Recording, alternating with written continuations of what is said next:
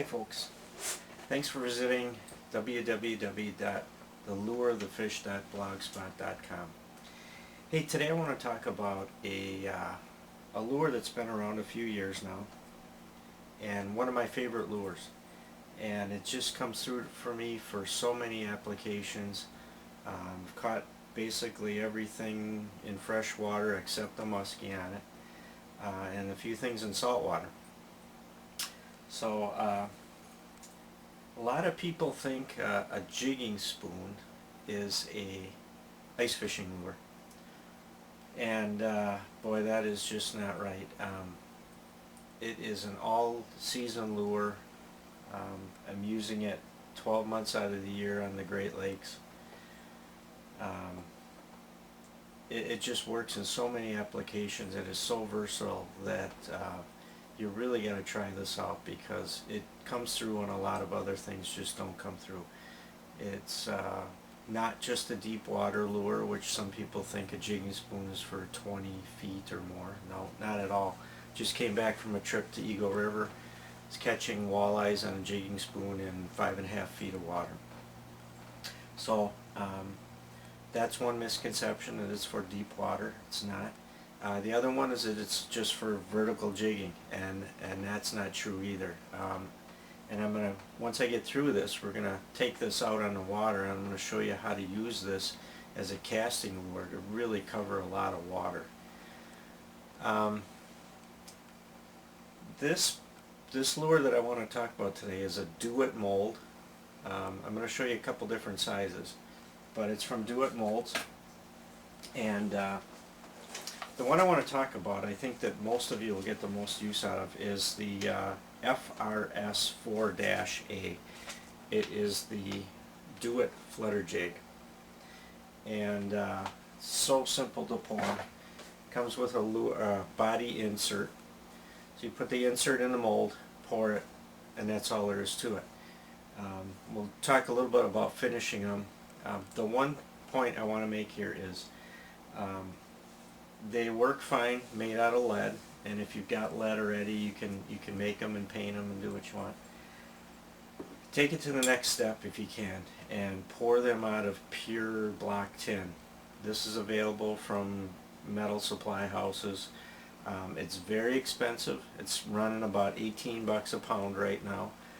But if you think about it, even at 18 bucks a pound, these lures are going to end up costing you about 45 or 50 cents a piece.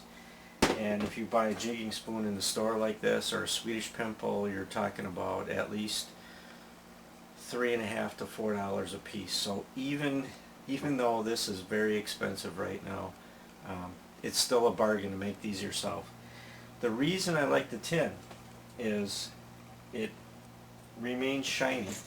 The lead will not remain shiny. You'll have to paint it. Here's a big one I'll show you. But this remains shiny, and it also is about 2/3 of the weight if it were poured out of lead. And it is a big difference in how this bait reacts. It just has a lot more life in the water. Doesn't sink as fast. Lets you have a little bit better control of it. So yeah, what you do is here's the mold, and this is the one I think most people are interested in. This makes 1/4 to 1 ounce, 4 sizes in here, and that's out of lead, so it's a little bit less for pouring it out of tin. My two workhorses are the one that was 1/4 ounce in lead, and the one that is a 1/2 ounce in lead, and they come out to about, what is it, 3/16 and maybe 3/8. These two are really the workhorses, the two smallest ones of my fishing arsenal. These will catch, from panfish, crappies, perch, bluegills on this size. This is the smallest one poured out of tin. And then the next one up from that is the one that should be a 1/2 ounce. It ends up being about 3/8. These two right here, if you're bass, walleye, panfish, pike, in salt water, it would be the inshore saltwater species, or speckled trout, Spanish mackerel were all over these the last time I was down there. In fact, bit me off quite a few times. Any of that inshore Florida stuff, if you do that, boy, take a bunch of these along. That is a great bait down there. So what you do is you put the insert in and pour this, and right there you've got a perfect silver model. Looks like most, you know, silver-sided baitfish. I like to add an eye. I just do mine with 2 colors of paint. First, it has a recessed eye socket, so you can first drop a drop of white in it, and then a drop of black. You can use stick-on eyes, small stick-on eyes. And if you want to stop there, that's all you have to do. That right there is all you need to do. You can add a size 1 or a size 2 split ring. For this small size, I use like a size 8 hook, treble hook. For the little bit bigger one, I'll use like a 6 or a 4. And this size is great for bass. This exact model here just recently caught my biggest smallmouth bass ever, a little over 7 pounds. You can paint them. I mean, I've painted up some perch ones, fire tiger, and let's see. And actually, they make 5 different molds.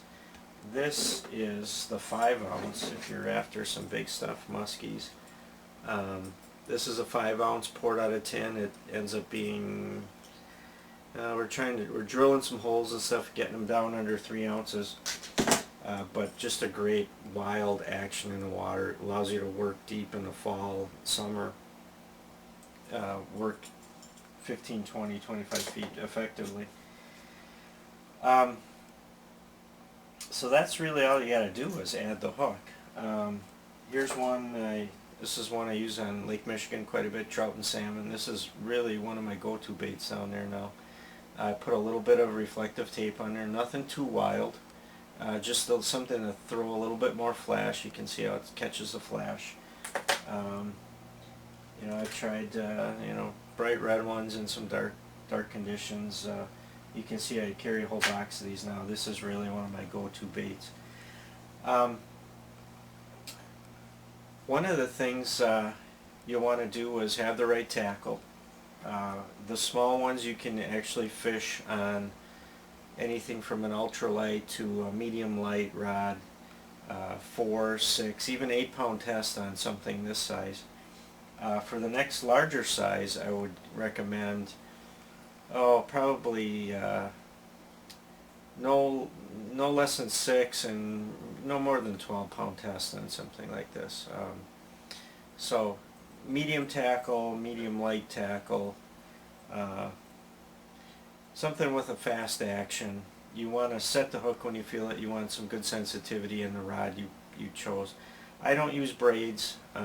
Braids will work. I would recommend a monofilament leader. I'm using monofilament almost exclusively. So the one thing I do like for this jig fishing is a high-speed reel. It just allows you to take up slack quicker. Something with a 6 plus gear ratio. This is a Okuma Cedros 40S.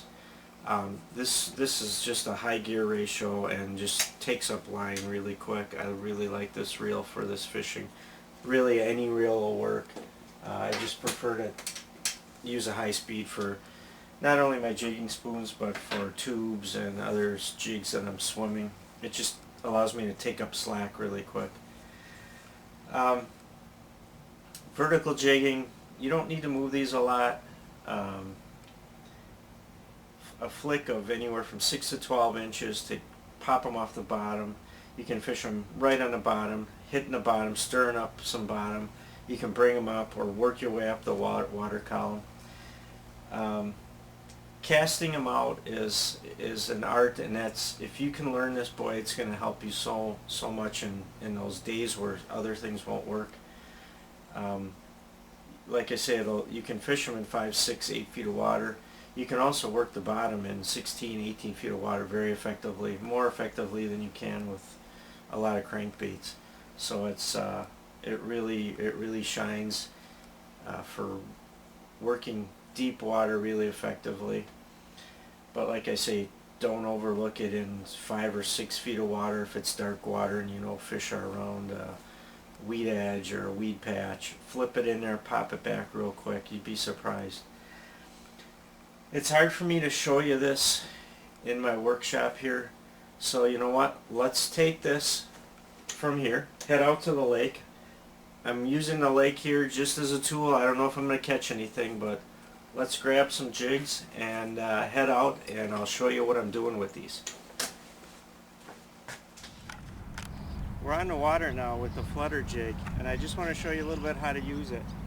You can use that as a vertical jig, which is very simple. Drop it, let it go to the bottom or to the desired depth. See fish on the locator halfway down, just fish above them, but usually I let it go to the bottom, and then it's just a quick flip of the wrist. And don't overfish it. Bring it up a little bit, flick it, drop it back down, flick it some more. And you can do this stationary. You can use it ice fishing, or you can drift with it.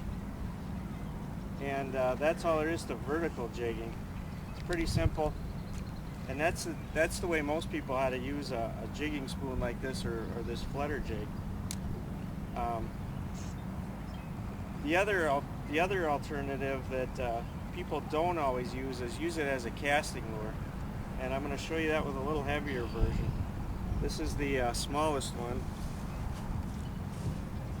This is the 1/2 ounce poured in tin. It's about 3/8, and this is primarily how I use it. I'm down here on Lake Michigan right now, but a bait like this you can really cast. I'm not going to cast as far as I need to because I want you to see the retrieve on this.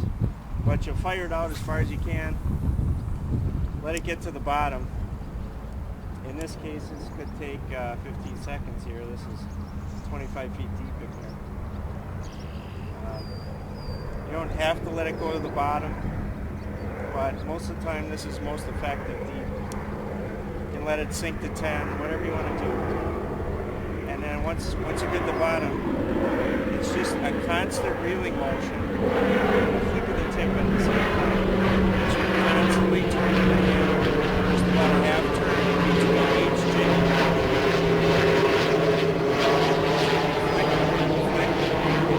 Half a turn every time. If you want to reestablish the bottom, you just stop for a second, let it get back down, start up again.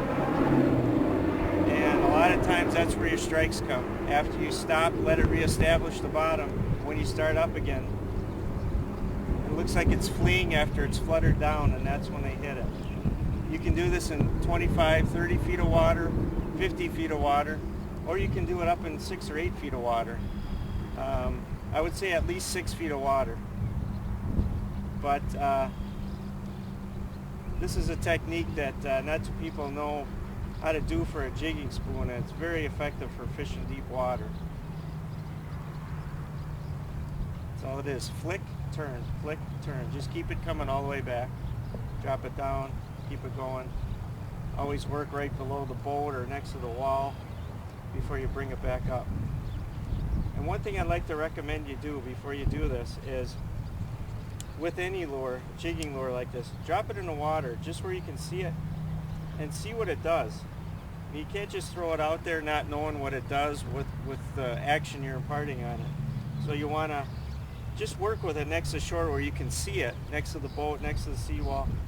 See what it's doing, and then duplicate that out. When you get what you want it doing, just duplicate that as you cast out. So this is the Do-It Flutter Jig, and there's just a little insight on how to use this. Thanks for stopping. www.thelureofthefish.blogspot.com. Thank you.